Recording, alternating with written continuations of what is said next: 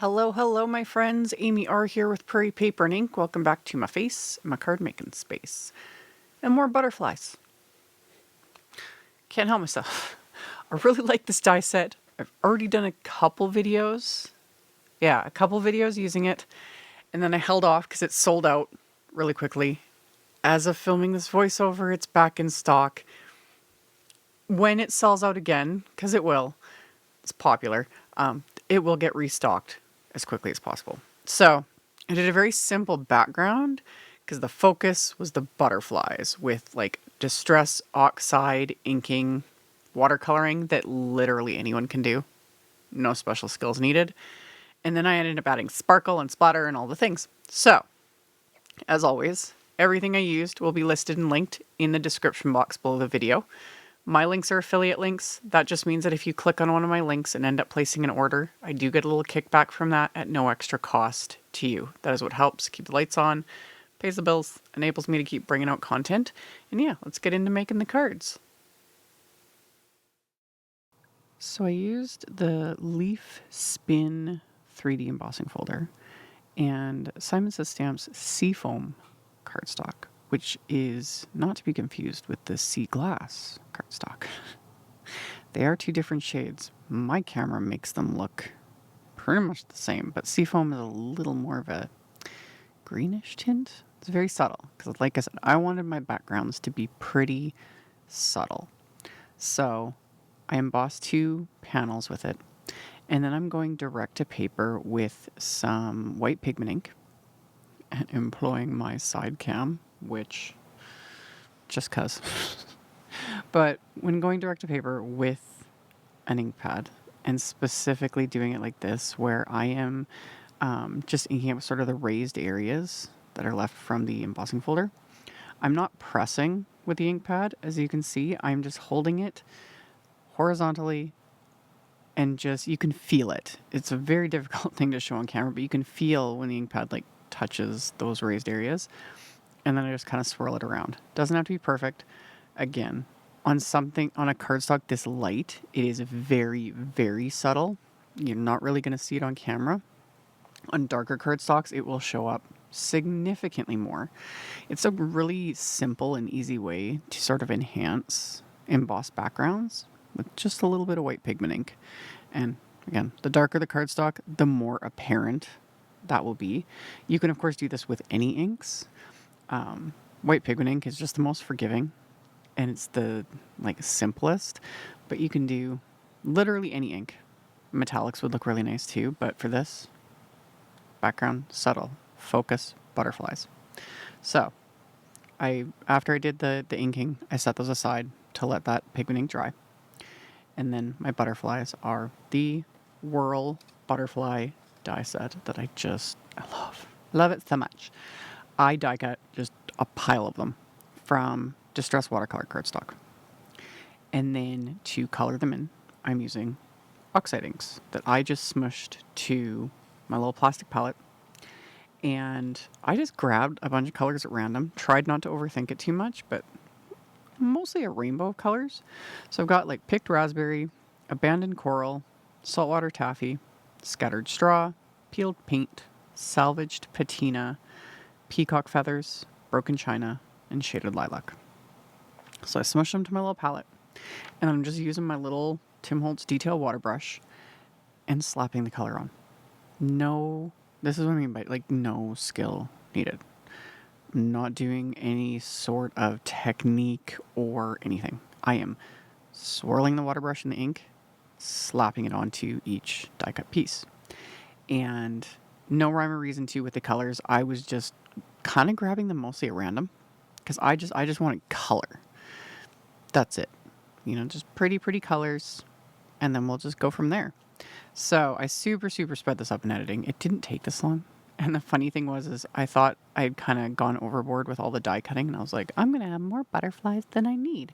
Yeah, no. I used every single one of them. So it was a good thing. So I just worked my way through.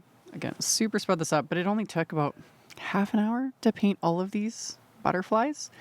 And I was just working on my glass mat. Honestly, it probably would have been easier to just stick the pieces to a grip mat just to hold everything in place. But This works too. This works too. And then I would just wipe up because these wafer dyes with all that piercing detail, like the ink and the water kind of seeps through a little bit underneath, which is also just fine. You can, of course, paint backgrounds, ink backgrounds, do whatever you want, and then die cut them after. My just way of doing things, I like to die cut first and then paint. I like to see where things are going, but the sky's the limit. It's a fun thing about, making things and wafer dyes and stamps and all of it. It's like they're your dyes, they're your stamps. It's your paper, it's your time. Do what works for you. So I had fun doing this, and I even thought I was being super heavy-handed originally with smushing all my little ink pads there, and then same thing, used all of it up and had to smush a few more times to get a little bit more ink, and then just worked my way through that entire little pile of these little butterflies that I had die cut. And then I would just set each one aside, wipe up the ink and water off my work surface here, and then go on to the next one. So once I got the, all of them painted, I let them fully dry because you don't want to start adhering anything while there's any moisture because it's just not going to hold, or you just have to let it sit even longer because glue doesn't want to adhere to wet cardstock. These didn't take very long to dry, because I didn't load them up with a ton of water or anything, but I let them dry and then liquid glue to adhere them. I only add a teeny little bit right in the very center of these two larger butterflies because it's two separate pieces so that the wings are free so they'll pop up a bit.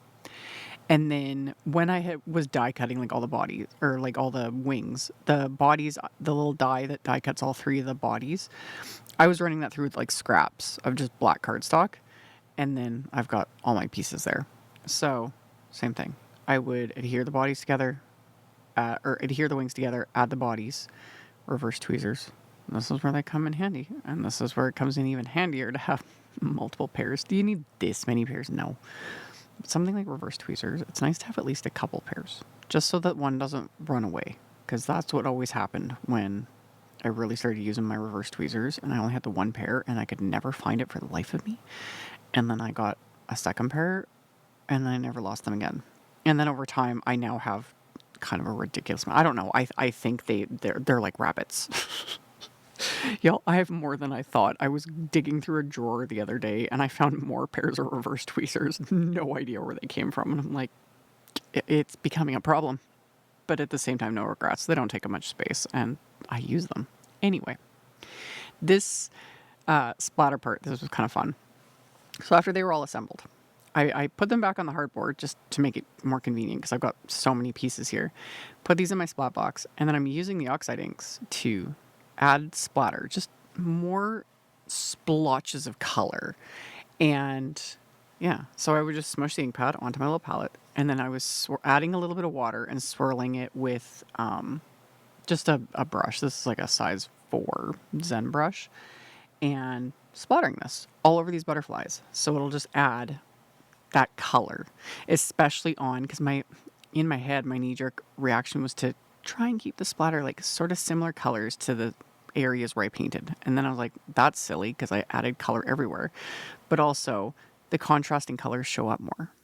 So, the pink shows up more on top of the blue and the greens, etc., etc. So I just ended up using the picked raspberry, the scattered straw, and the peacock feathers. Just those 3 colors was enough. And just splattered it all over these butterflies. So once I had all that, I was going to stop here. But then I was like, oh, I could make them sparkly. And I've been using this a lot lately. I talked about this. This is the Imagine Crafts, sheer shimmer craft spray, the sparkle. And this is another product that when I put it away, I forget I have it and I don't use it for months at a time. And then I pull it out and I'm like, this is amazing. So I don't put it away anymore. He sits on my desk and I'm going to run out of this bottle. But of course I have a backup. And you just got to shake it up really well. Disperse all that gorgeous sparkle.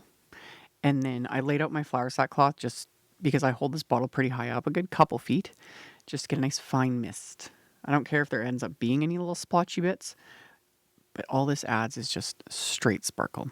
And I'll show at the end with my flashlight how gorgeously sparkly these all are. And then I just have to let them dry. So for my sentiments, I actually showed that in a previous video. This is the CZ Design. My brain stopped. CZ Design Good Greetings 1 stamp set, which I told y'all I would be using this one over and over and over again because it's a good one. I love it.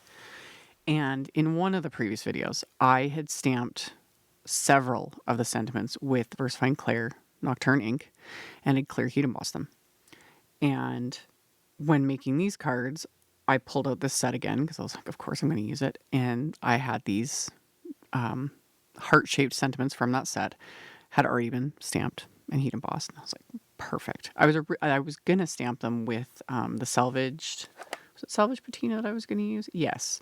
I was going to stamp them with salvage patina on white cardstock and clear heat emboss. That would have looked really pretty too. Much more subtle.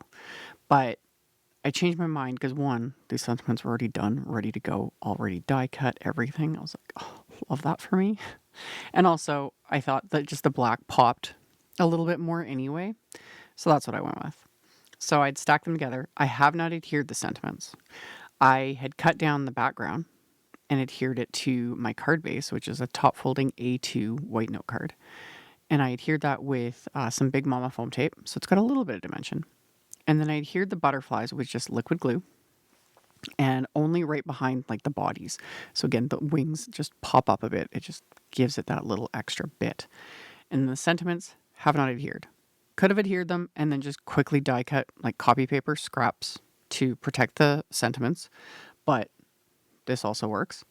And then I put my cards into my splat box and I'm adding Simon's Positively Perfect White Splatter Medium, which stirred up really well first because all that pigment settles to the bottom. It needs to be stirred up to disperse all the pigment. And then I used my fan brush, did a healthy dose of splatter, which with the white and on top of all these colors and everything in that very pale background, very subtle. Could stop here. Was I gonna? Of course not. So I let that splatter dry, and then I used the black Positively Perfect Splatter, which I started out a little more demure and mindful with the splatter, and then I couldn't help myself. Go big or go home. So, same thing, stirred it up really well.